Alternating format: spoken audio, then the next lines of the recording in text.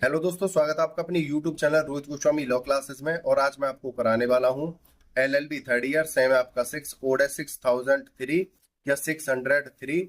Act आपका human right मानव अधिकार। Question number 2 है। शॉर्ट ये क्वेश्चन है, यहाँ से आपका वेरी शॉर्ट भी बन सकता है। शिशुओं को प्रदत्त अधिकार। इससे पहले मैंने एक क्वेश्चन कराया था, महिलाओं को प्रदत्त अधिकार मतलब महिलाओं को कौन कौन से अधिकार दिए गए हैं। उसी प्रकार से जो शिशु होते हैं, जो बालक होते हैं, उनको कौन कौन से अधिकार प्रदान किए गए हैं। अब से पहले मैं आपके काफी क्वेश्चन करा चुका हूं, आप प्लेलिस्ट जाकर उन सभी क्वेश्चनों को देख सकते हो। ये हमारा व्हाट्सएप नंबर है। अगर किसी स्टूडेंट को हमारे पीडीएफ नोट्स चाहिए या आपको किसी प्रकार का लॉ से रिलेटेड डाउट है तो एसएमएस करके हमसे बात कर सकता है, प्लीज कॉल ना कीजिएगा। अब देखते हैं हम अपने क्वेश्चन नंबर 2 को। क्वेश्चन नंबर 2 है शिशुओं के प्रदत्त संरक्षण, प्रोटेक्शन गिवन टू चाइल्ड। उत्तर है हमारा 2, यानी आंसर नंबर 2। मानव अधिकारों की सार्वभौमिक घोषणा के आर्टिकल 25, जो सार्वभौमिक घोषणा थी, जो हमारे आर्टिकल्स थे, उसमें 30 आर्टिकल्स दिए गए थे। उसमें से आर्टिकल हमारा 25 बालकों के लिए, शिशुओं के लिए घोषणा करता है, तथा सिविल और एवं राजनीतिक अधिकारों पर अंतर्राष्ट्रीय प्रेस संविधा के आर्टिकल 23 और 24 तथा आर्थिक सामाजिक सांस्कृतिक अधिकारों पर अंतर्राष्ट्रीय प्रेस संविधा के आर्टिकल 10 शिशुओं की देखभाल के लिए प्रावधान किए गए हैं। देखो, इसमें विभिन्न विभिन्न आर्टिकल्स थे।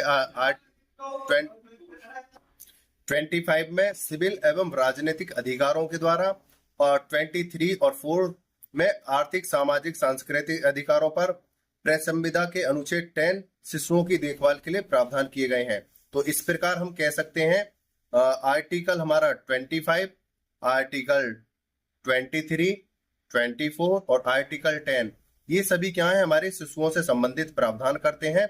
और इसमें विभिन्न विभिन्न समय पर विभिन्न विभिन्न प्रावधान इनके लिए किए गए हैं।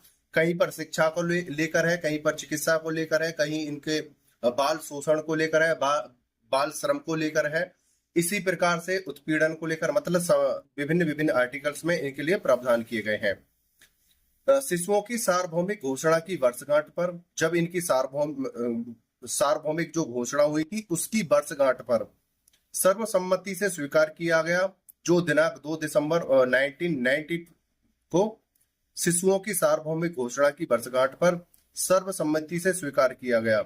जब इसकी वर्षगांठ थी शिशुओं के प्राधिकार की, तब इसे क्या है, स्वीकार किया गया था, जो दिनांक 2 सितंबर 1990 को लागू हुआ। स्वीकार किया 2 सितंबर, और जिस दिन इसे स्वीकार किया उसी दिन इसे लगा दिया गया था। वर्तमान समय में 199 राज्य इसके पक्षकार हैं, मतलब जो बच्चों के लिए जो अपने पक्ष रखे थे, उनके समर्थन में थे, शिशुओं के समर्थन में थे, बालकों के समर्थन में थे। उसके समर्थन में 199 जो राष्ट्र हैं, जो देश हैं, उन्होंने इसका समर्थन किया था। इन अभिसमयों में शिशुओं को निम्नलिखित संरक्षण दिए गए हैं। प्राण का अधिकार, यानी स्वतंत्रता पूर्वक जीने का अधिकार शिशुओं का अधिकार है। दूसरा है राष्ट्रीयता अर्जित करने का अधिकार, सभी शिशुओं को जिस देश के वो नागरिक हैं अपनी नागरिकता प्राप्त करने का अधिकार है। तीसरा सामाजिक सुरक्षा से लाभ का अधिकार। फोर्थ है अभिव्यक्ति। अभिव्यक्ति का अर्थ होता है अपने विचारों को व्यक्त करना, यहां पर लिख लेना, विचार या अपने भाव जो है उनको व्यक्त करना, इसका क्या है, अधिकार रहता है। फिफ्थ है शिशुओं के शारीरिक, मानसिक, आध्यात्मिक एवं सामाजिक विकास हेतु पर्याप्त जीवन स्तर का अधिकार।